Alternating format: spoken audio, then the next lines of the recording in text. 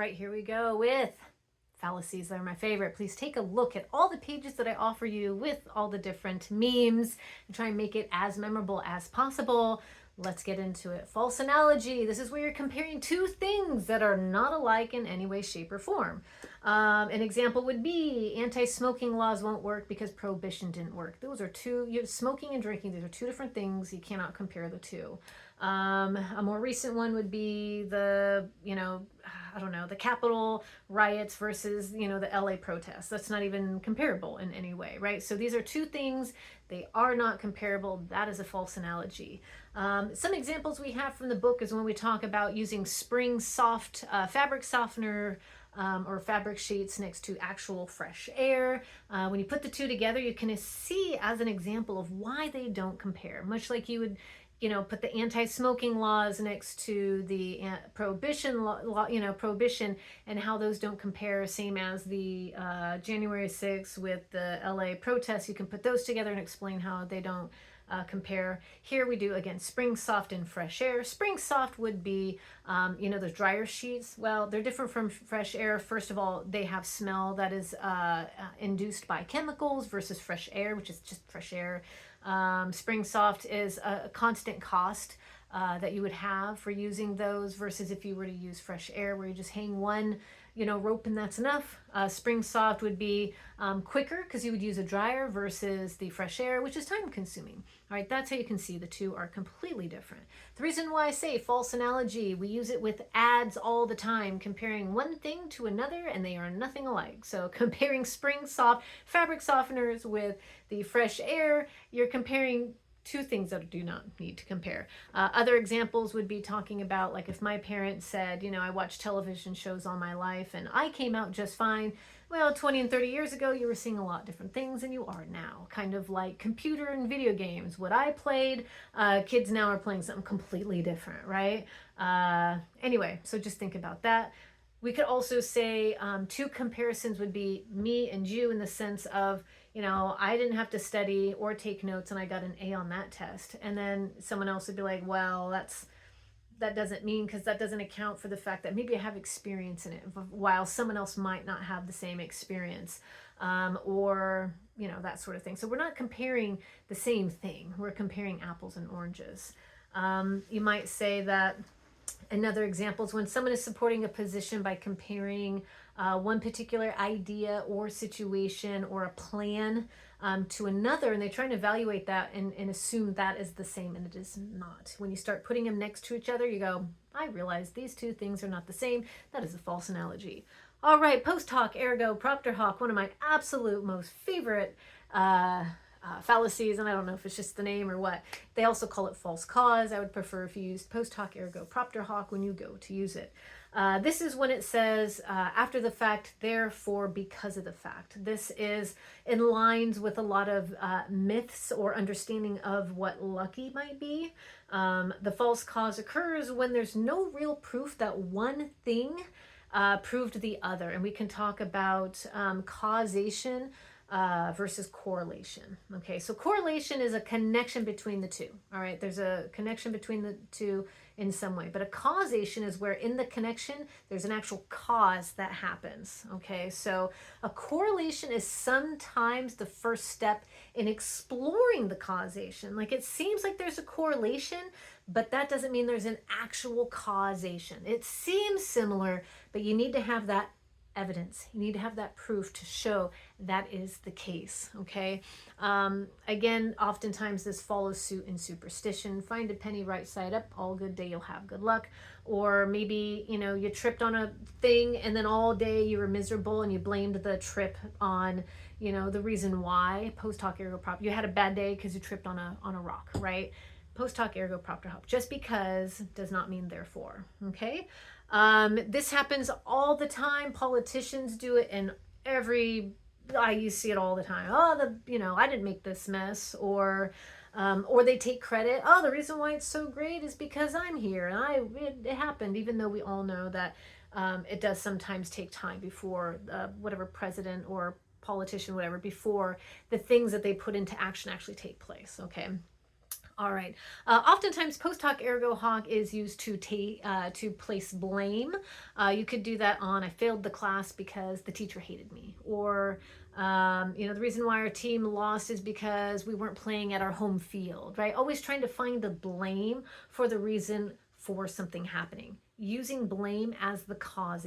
Finding something as the cause. Okay. Or yeah, blaming people, saying that you go to a repair shop and they go to fix something and you come back and go, hey, this didn't get fixed, and the repair shop says, well, I saw the way you put the television in the car, and it's that it doesn't work because you didn't put in your car right and it shook it on the way home. That'd be post hoc ergo propter hoc, not taking responsibility but yet putting blame on someone else for the reasons. Take a look at all the notes. I have a lot of little examples there. Sometimes we just don't know the real cause. Sometimes, and I'm going to use the Paradise Fires because that's my hometown. My house burned down, so I understand where people's emotions might come from on this. But I noticed that people, instead of recognizing that sometimes shit just happens, they were trying to find bigger reasons. I remember people talking about the white aliens from the mountains that came down. I think y'all heard space lasers. Like, there was just a lot of weird, because we were not able to accept the truth, people were trying to find weird ass ways to explain something because of traumas or whatever. Again, sometimes people will do the same with homelessness and understanding how that works when it's impossible to point one place to one thing as a cause, right? The causation versus correlation, two different things. Again, correlation is, oh, maybe, but that doesn't actually have a cause, versus the actual cause that did, like the fire was a fire because of, PG&E. So anyway, long story short, the whole point of that is to say correlation does not equate causation. Anyway, we can use this for all kinds of things. My favorite is the meme in which the young kid's in the plane. He's like, I hate every time they put on the sign, put on your seatbelt, we hit turbulence. Well, his assumption was that the sign was making it turbulent, not that the sign was being turned on because they were about to hit turbulence. So anyway, take a look at those. Slippery slope is one of my other favorites because you see it all the time. It's the assumption that because of one event, cataclysmic, chaotic events are going to happen after, right? You go from A to Z, without any actual, again, causation or actual facts to get you there. And it usually comes from this one thing, and everything just flies off the edge at the end. A lot of times people use slippery slope when it comes to their belief systems that are against people, like whether it's,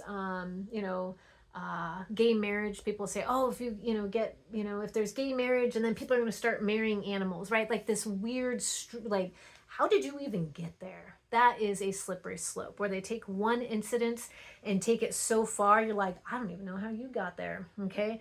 That's slippery slope. I had a friend who, you can see the example here, when we were self-quarantined, and how he went from, self-quarantining all the way down to martial law, where I was like, wow, hold on, you're going too far, man. We're not there yet. So anyway, it was just, taking one moment and taking it all the way to something really extreme, but without showing the actual steps of how we might actually get to that. They were just jumping to A to Z, but without anything in between. That's slippery slope. Kind of like, here's one. I let you turn in one paper late. Well, if I let you turn in one paper late, then you're never going to have discipline. You're never going to be able to hold a job. You're going to end up without any, you're going to be houseless. You're going to be poor. You're not going to have any money. It's going to be a mess if I let you turn in one assignment late. Come now, right? That's extreme.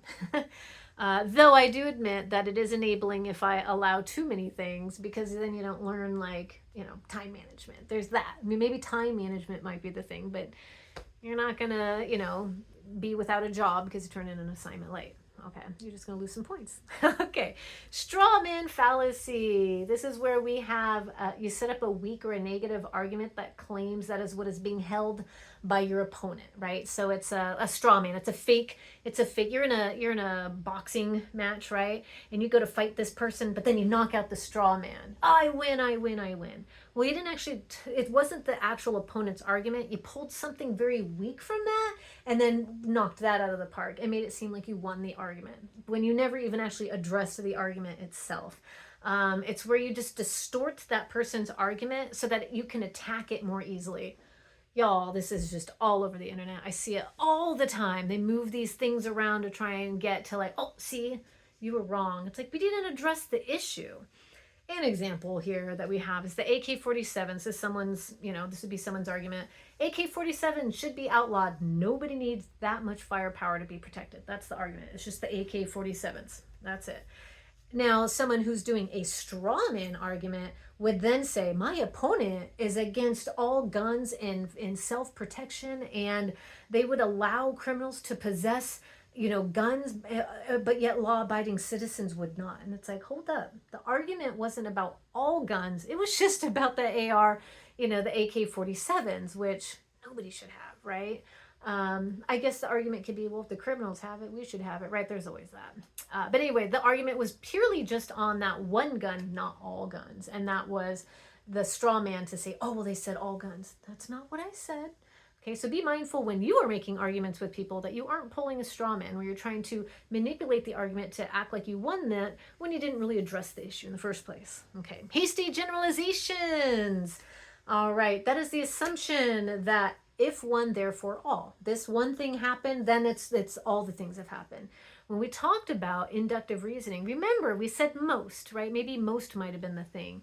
But with hasty generalization, the hastiness is assuming one, therefore all, okay? You would assume that if you got if you got bit once by a Doberman Pinscher when you were younger, I hate Dobermans because all of them bite. I hate all of them. People do that with cats all the time. I hate cats. They're such jerks. In all fairness, you're not totally wrong. Cats are kind of dicks sometimes, but some are really nice too. Anyway, a hasty generalization would be because of one, you assume all have that same thing. They do this to make a stand or a claim based on limited evidence. Against science, if you don't have a peer-reviewed article or science backing up your particular research and statement, a lot of times that's because you had a hasty generalization based on one situation. And as we know, as critical thinkers, even though we have this data based on this thing, we have to look at all of it, all the things, because just seeing this one thing is always not the issue. The case being, I have vestibular issues. It's a whole thing. My whole system's all fucked up. Well, when I got COVID and I got really sick, it actually destroyed this part of my brain, I guess you would call it. And not too long after that, I got into a car wreck. Well, if I go to the doctor and I say, oh, I got COVID and this is my thing, he goes, oh, well, that's the only problem, not realizing that maybe in that car wreck, it also jacked up my neck, which is a part of my vestibular system. So if I'm not giving him all the evidence, or he only has one short view on what my issue is, he's just going to assume that's the problem and only trying to fix that problem. That hasty generalization, unfortunately, could be detrimental to my health because it's actually bigger than just this one part. That's very important to understand for all doctors and all science and all peoples who are trying to make an understanding of the world around them. Hasty generalizations are assuming this one little part and not recognizing all things and all data. Please be mindful of that as you're making arguments on social media. All right, so false dilemma. This is also considered the either or false dichotomy. The either or fallacy is the assumption that when you hear, let's see here, that an issue only has two sides. You either love our country or leave, right? Like, hold on, that's not what we're working with here. There's the either or fallacy. Anytime someone goes either this or that, that's incorrect. There's no such thing in this world as an either or an or. There's oftentimes, remember, when we did, when I did this, there's maybes in there. Maybe, most likely, probably, but there's exceptions. So it's very important to make sure when we use either or fallacies that you realize that majority of the time, if you say either this or that, it's probably going to be a wrong statement because there's always something in the middle. There always is. That is just how life works. Very similar to when we look at the words that we use.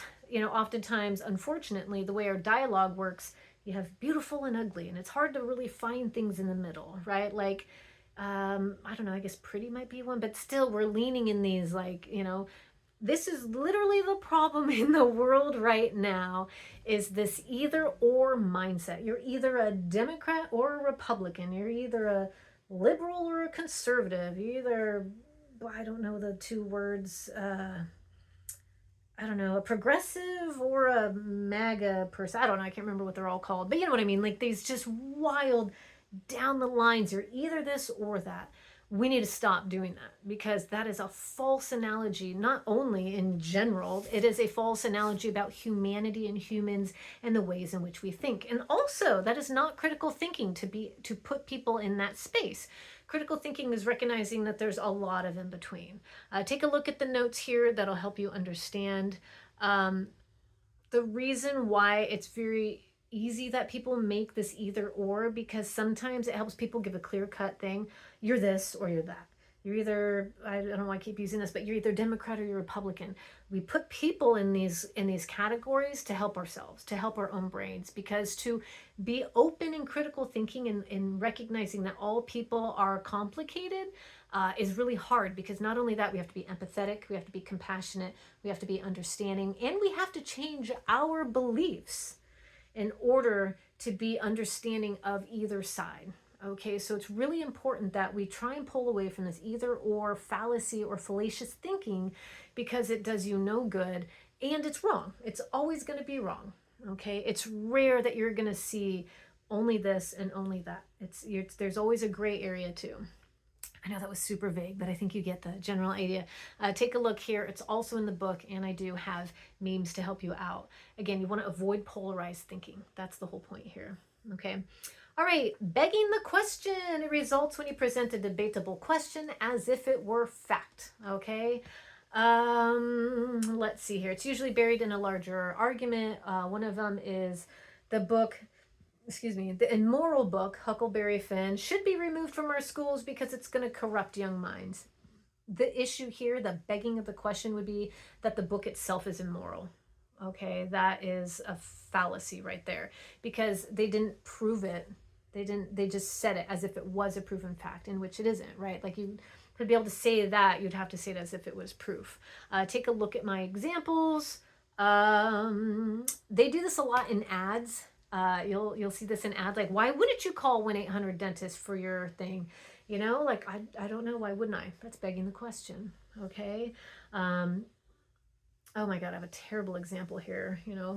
Why haven't you, have you stopped, I'm gonna have to change that. I'm gonna forgive this pause here. Please take a look at my examples. I really don't like the one that I have here in the notes. So anyway, you're building on an unproven assumption about as if they were fact. Like, have you stopped berating yourself over something? Like, something that you assume to be proven even though it is not fact. That's a terrible example. Can you please go to my memes? That's going to be much easier. Anyway, we're going to now get into fallacies that mislead. The first ones, I apologize, I didn't mention that. Those are the insufficient reasons fallacies, the ones we just talked about. Now we're going to talk about the fallacies that mislead you. First of all, red herring. Oh my gosh, we are seeing so much red herring here. Look over here while my hand does this. That's a red herring. It comes from the red herring. It's a fish that when you cook it or whatever, turns smelly. And so they would use this little red fish to throw off the scent for dogs when they were trying to hunt people. So that's the whole point. The red herring is, oh, look over here, bye, and then you run off. Okay, that's red herring. An example would be, yes, my candidate has no experience, right? That's the point. That's the question they're trying to answer. Oh, of course, doesn't have any experience, but doesn't he look so cute with his daughter over here? They're just adorable. Like, look at over here. Forget the fact that they have no experience. This is what we want to look at. Okay, so it's a completely diversion. It's a diversion from the main point we're trying to talk about. Let's see here. Look at my examples. Red herring you could do in just about everything. I think currently an example would be, so say The president of the United States does a tweet, and the tweet seems very extreme, but in this like weird way. You're like, what is he talking? Why is he doing that? Because he's trying to avoid this thing, right? I say the president, but I mean most, any politicians, whatever, do it very often. Like there's a big fucking thing right here, and they're like, oh, but look over here. I'm gonna make this big old distraction. Happens all the time. That is something to be mindful. So if ever you see something that seems extreme on this side, ask yourself, what's over here? Always ask what's over here, because most times that is some type of red herring pulling you away from it.